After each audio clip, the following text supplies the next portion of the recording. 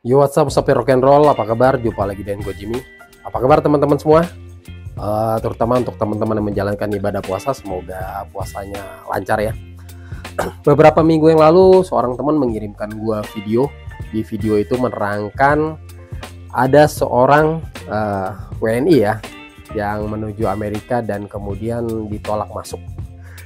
Nah, di video tersebut diterangkan bahwa kenapa dia ditolak. Karena dia tidak sesuai jadwal. Jadi misalnya perginya Agustus, sebelum Agustus dia sudah pergi.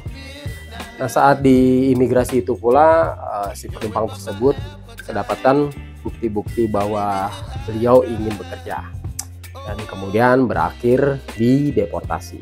Nah, teman-teman, gue coba meluruskan sedikit cerita ya teman-teman ya. Dan ini cerita bukan dari katanya si ini segitu, melainkan kejadian yang gue alami sendiri. Oke teman-teman, gue mengapply visa Amerika itu tahun 2023 bulan Juni. Di S160 itu gue menuliskan bahwa gue akan ke Amerika itu di bulan September, tepat tanggal 9 di hari ulang tahun gue, ya hitung-hitung sebagai kado ulang tahun lah ya. Cuman akhirnya gue mempercepat keberangkatan itu 2 bulan sebelum keberangkatan, itu sekitar bulan Juli. Jadi setelah kurang lebih seminggu atau 2 minggu ya, saya juga lupa ya, setelah di approve visanya dan gue berangkat. Apakah gue juga ditolak masuk? Tidak. Jadi kalau menurut gue ya, itu bukan suatu alasan kalau lu mempercepat perjalanan lu dan lu ditolak. Itu salah besar. Itu informasi yang salah besar, karena visa Amerika itu kan berlakunya selama 5 tahun ya, dan kalian nanti diberikan kunjungan selama 6 bulan. Selama 5 tahun ini, misalnya contoh ya, kalian di approve 1 Januari sampai 5 tahun kemudian ya, 1 Januari misalnya 2025 sampai 1 Januari 2030 misalnya, kalian berhak memakai itu kapanpun selama limitnya belum habis, belum expired teman-teman ya. Jadi seperti gue bilang tadi, kalau kasus gue sendiri, gue pergi 2 bulan lebih cepat dari jadwal keberangkatan yang gue tulis di DS160, dan alhamdulillah gue tidak ada masalah sama sekali.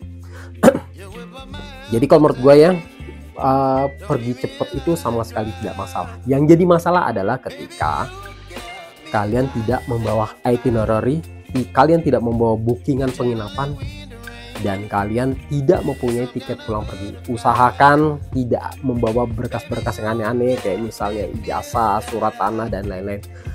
Usahakan juga kalian membawa buku perjalanan. Misalnya kalian mau ke LA, kalian belilah buku Lonely Planet ya, yang membahas tentang LA. Kayak gue kemarin itu sempet membawa buku Lonely Planet yang ke New York ya.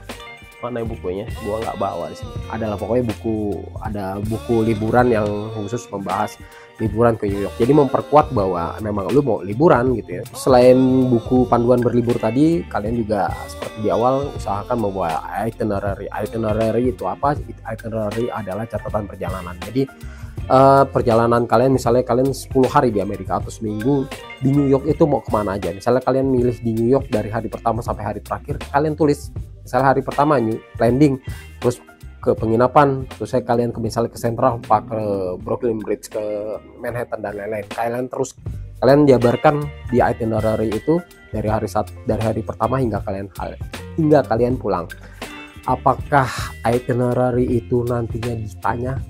Ini 50-50 ya teman-teman ya. Kalau kasus gue sendiri sih tidak ditanya ya.